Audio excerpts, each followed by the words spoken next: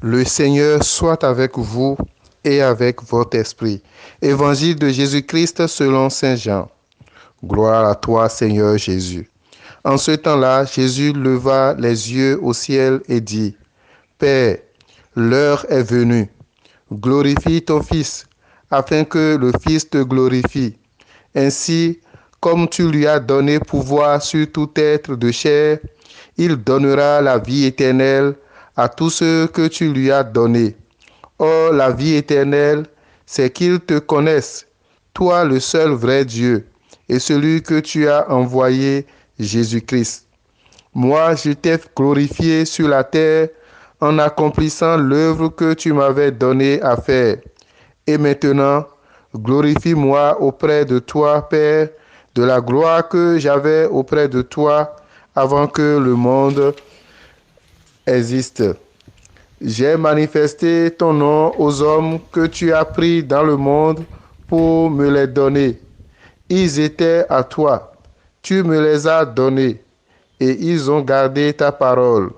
Maintenant, ils ont reconnu que tout ce que tu m'as donné vient de toi, car je leur ai donné les paroles que tu m'avais données.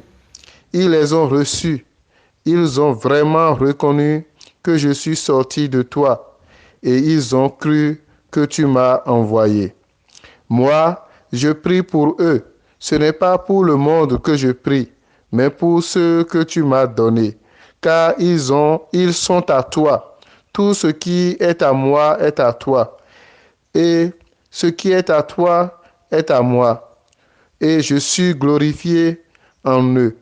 Désormais, je ne suis plus dans le monde. Eux, ils sont dans le monde. Et moi, je viens vers toi. Acclamons la parole de Dieu. Gloire à toi, Seigneur Jésus. J'ai manifesté ton nom aux hommes que tu as pris dans le monde pour me les donner.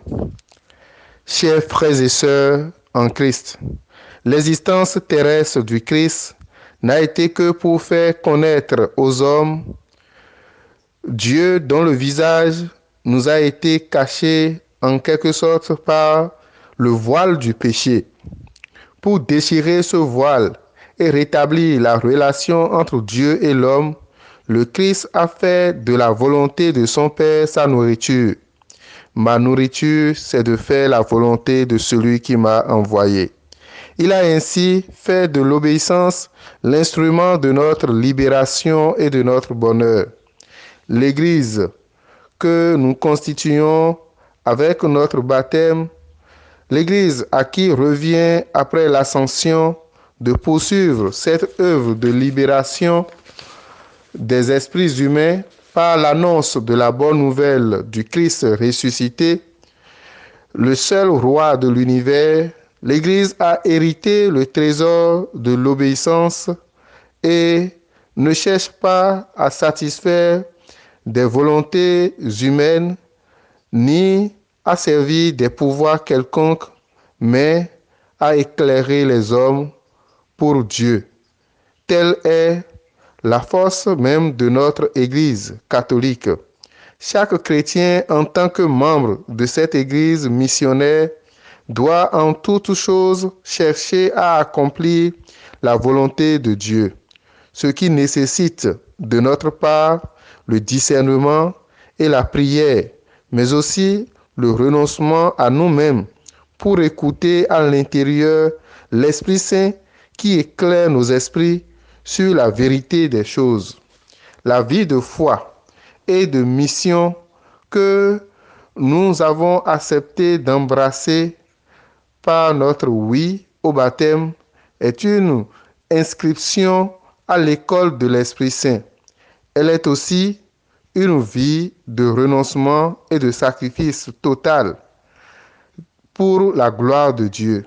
Être chrétien dans le monde, c'est s'ouvrir davantage à la volonté de Dieu qui se trouve dans sa parole de vie et que l'Esprit Saint nous indique aussi à travers les événements. Ce mode de vie, tout tourné vers Dieu, ne peut se passer de sacrifices et de souffrances dans ce monde. Les apôtres ont connu la souffrance de leur temps. Nous aussi, nous faisons notre expérience à la suite du Christ. Mais pour que nos efforts produisent du fruit et transforment le monde en nous sanctifiant, il nous faut constamment demander l'assistance de l'Esprit Saint en nous mettant à la disposition de Dieu comme notre Mère, la Vierge Marie.